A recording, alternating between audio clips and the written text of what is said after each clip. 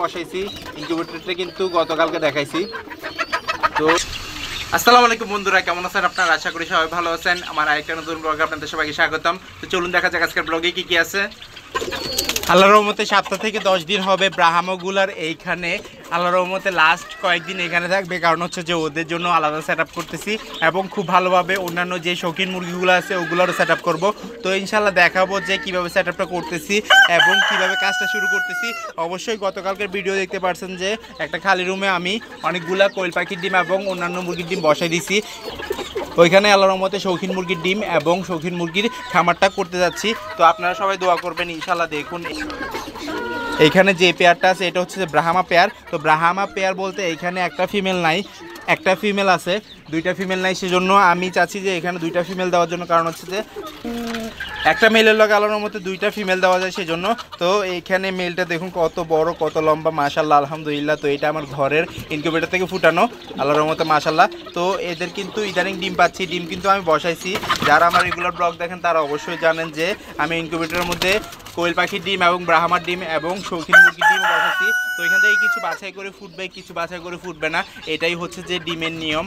যেগুলো বিষ লাগছে ওগুলো ফুটবে, আর যেগুলো বিষ লাগে নাই সেগুলো ফুটবে না। তো ইনশাল্লাহ এইখানে যখনই সেট আপটা করছিলাম তখন তো অনেক আগে করছিলাম, প্রায় 1 বছরের মতো হয়ে গেছে আল্লাহর রহমতে। তো এইবার আবার শীতের পরে অন্য একটা জায়গায় সেট আপ করতেছি। তো সেট আপের মাঝে মাঝে আমি কিছু কোয়েল পাখিগুলাও ওইখানে নিয়ে যাব, কারণ হচ্ছে জাওয়া পাখি রুমে কোনো কিছুই রাখা যাচ্ছে না। জাওয়া পাখি খাবার দাবার খেয়ে ফেলে আর অসুস্থ হয়ে যায়, সেজন্য পানিও খেয়ে ফেলে। সেজন্য দেখুন ডাকাডাকি করতেছে আমার মেলটা উপরের দিকে। আমি ক্যামেরাটা ভিতরে নিতেছি না, কারণ হচ্ছে যে ও এগ্রেসিভ হয়, বেশি মারামারি করে। আমি যখনই কাছে যাই ও মারামারি করে। এই যে দেখুন ক্যামেরাটা সরাই আনতে হয়েছে, এই যে দেখুন কীভাবে করে মারামারি অ্যাগ্রেসিভ হচ্ছে। আল্লাহর রহমতে ফার্মি মুরগি এবং ব্রাহ্মা মুরগি দুটোটাই একসাথে থাকে। দেখুন পাশে আছে ফার্মি মুরগি। তো ফার্মি মুরগিগুলো আলাদা করে রাখছি, এখন আপাতত এখানে মেল নাই। তো ইদানিংয়ের মধ্যে 7-10 দিন হবে ইনশাল্লাহ, এরপরেই আমি ওদেরকে মেলের সাথে একসাথে করে দিব। আর খাবার দাবার ভালো মতো দিতে হবে, কারণ হচ্ছে যে এগুলো ডিম পারতেছে না সেজন্য। তো ডিমটা যখন পাড়া শুরু করবে তখন কিন্তু খুব ভালোভাবেই খাবার দাবার দিতে হবে। আর কেজগুলা অবশ্যই ভেঙে ফেলতে হবে, কারণ হচ্ছে যে এইখানে ছোট কেজের মধ্যে ওদেরকে লালন পালন করা যাচ্ছে না সেজন্য। তো ইনশাল্লাহ বড় একটা কেজ তৈরি করতে হবে, যেন ওরা মিটিং করতে পারে, উড়াউড়ি করতে পারে, দৌড়াদৌড়ি করতে পারে, সব সিস্টেম করেই করতে পারে, মানে ভালোভাবে থাকতে পারে এক কথায়। সেটাই করব ইনশাল্লাহ। আর কেজগুলো আমি তৈরি করব যে একবারে কাঠের উপরে, তক্তার উপরে, এবং হচ্ছে যে চারি সাইড দিয়ে জালি দিয়ে। তো ইনশাল্লাহ এখানে যেভাবে করছি ওইভাবেই করব, কিন্তু প্লাস্টিকে জালি থাকবে।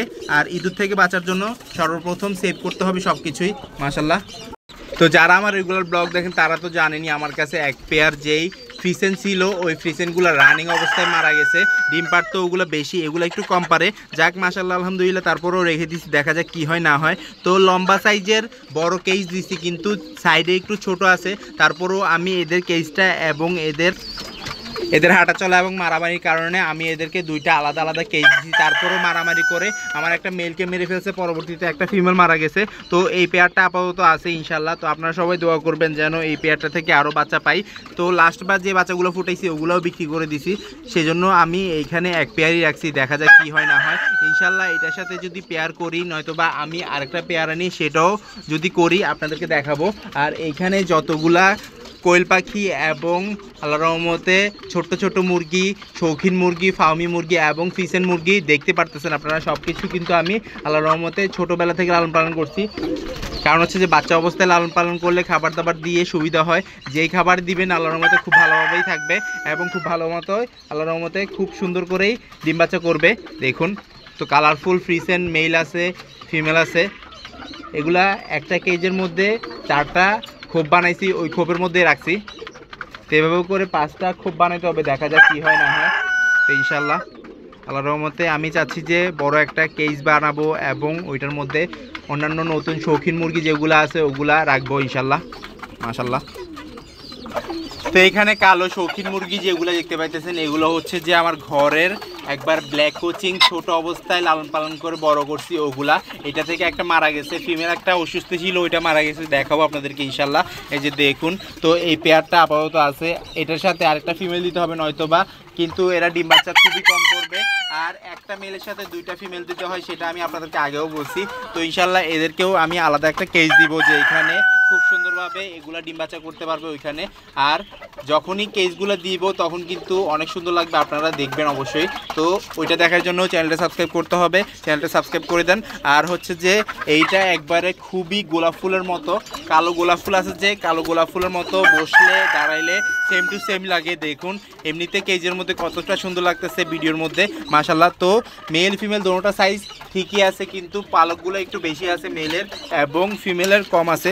দেখুন মাশাল্লাহ কতটা সুন্দর, আলহামদুলিল্লাহ। এর পাশে যেটা আছে ওইটা কিন্তু সেরেমাগুলো কিন্তু এখন দেখাতে পারতেছি না, কারণ হচ্ছে যেগুলো ছোট ছোট সেজন্য। আর ফার্মি মুরগির যে মেলটা ছিল ওই মেলটাও আলাদা আছে। তো সব কিছুই এখানে আলাদা করে রেখে দিয়েছি, কারণ হচ্ছে যে ছড়াই ছিটে রাখছি, খুব প্রপারলিভাবে এখানে সেট আপটা করতে পারি না সেজন্য। তো সেট আপটা করার পর এখানে কবুতর রুমেও কিছু কাজ আছে, যেগুলো বাচ্চাগুলো বড় হচ্ছে এবং অন্যান্য শুধু খোলামেলাভাবে আল্লাহর রহমতে এখানে ডিম বাচ্চা করাবো, চেষ্টা করব যে আল্লাহর রহমতে খুব সুন্দরভাবেই করে। কিভাবে করবে দেখুন, মারামারি করতেছে। তো কবুতর বলতেই মারামারি করে এবং পাখি বলতে মারামারি করে, যাওয়া পাখি বাজিকার পাখি অন্যান্য সব পাখি আছে যে ওগুলা। তো ইনশাল্লাহ আমি কয়েকদিনের মধ্যেই কাজ শুরু করে দিব, আপনারা সবাই জানেন অবশ্যই। তো এখানে ইনকিউবেটরটা বসাইছি, ইনকিউবেটরটা কিন্তু গতকালকে দেখাইছি। তো আমি চাচ্ছি যে প্রথমে কোয়েল পাখির সেট আপটা করতে, পরবর্তীতে অন্যান্য মুরগির সেট আপটা করতে, কারণ হচ্ছে যে কোয়েল পাখিগুলো আমার ডিম পারতেছে সেজন্য। আর এগুলোকে যদি আলাদা করে খুব ভালো একটা সেট আপ দিতে পারি, সবগুলো থেকে বাচ্চা পাবো এবং ডিম পাবো সেজন্য। কারণ হচ্ছে যেগুলো রানিং হয়ে গেছে। আর এখানে মেলটা থাকুক, মাশাল্লাহ এখানে কবুতরগুলো আছে। অনেক দুঃখজনক কথা, চলে গেল আরেকটা ব্ল্যাক কোচিং। দেখুন কতটা কষ্ট লাগতেছে, এইটা একবারে ছোটোবেলা থেকে বড় করছি, আল্লাহর রহমতে খুব সুন্দরভাবে বড় হয়েছে, ডিমও পারছে। ইদানিং ধরে ও খুবই শুকায় গেছিলো, খাবার দাবার কম খাইতেছিল, আর ওইখানে তাপমাত্রা ঠিকই আসছিল, কেন শুকায় গেছে সেটা নিয়ে চিন্তায় পড়ছি। পরবর্তীতে আমি আল্লাহর রহমতে একবার ট্রিটমেন্ট করছিলাম, শুকায় গেছিলো এবং খুব ভালো মতো আবার সুস্থ হয়ে গেছিলো। পরবর্তীতে আবার ওই জায়গার মধ্যে রাখছি যেখানে ছিল, তো ওইখানে রাখার পর আবারও শুকায় গেছে। তো এইবারের ট্রিটমেন্টের মধ্যে কিছু হয় নাই, মারা গেছে গা আবার।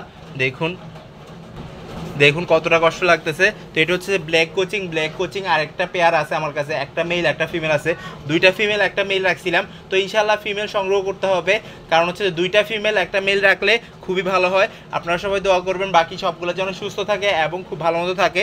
দেখুন এটা মল্টেড কোচিংয়ের মতো ছিল। মল্টেড কোচিং হচ্ছে যে আপনার কালোর মধ্যে ফুটা ফুটা দাগ থাকবে সাদা রঙের, অনেক সুন্দর সাইজে, কিন্তু ছোট কিন্তু অনেক সুন্দর, অনেক কিউট ছিল মাশাল্লাহ। তো এখন এটাকে মাটি চাপা দিতে হবে, মাটি চাপা দেওয়ার পর আবার অন্যান্য মুরগিগুলো কেমন আছে সেটাও দেখতে হবে, কারণ হচ্ছে যে এখন শীতকাল যাওয়ার অপেক্ষায়। তো শীতকালটা গেলে আল্লাহর রহমতে খুব ভালো হবে, আবার এগুলাকে ওষুধ খাওয়াইতে হবে, কারণ হচ্ছে যে একটা সিজনের পর একটা সিজন আসলে তখন আমি ওষুধ খাওয়াই দিই, যেন পরের সিজনে রোগবালাই খুবই কম হয়। রোগবালাই হয় কিন্তু আল্লাহর রহমতে ওষুধ খাওয়ালে ঠিক হয়ে যায়। দেখুন মাশাল্লাহ। তো আমার ভিডিও যদি ভালো লাগে থাকে লাইক কমেন্ট শেয়ার করবেন, যারা সাবস্ক্রাইব করেনি সাবস্ক্রাইব করে দিবেন, আর যারা সাবস্ক্রাইব করছেন তাদের অসংখ্য ধন্যবাদ। ইনশাআল্লাহ পরে দেখা যাবে নতুন কিছু নিয়ে। আল্লাহ যেন সবাইকে সুস্থ রাখে, সবাইকে বিপদ থেকে রক্ষা করে। আজকে দিচ্ছি, আল্লাহ হাফেজ।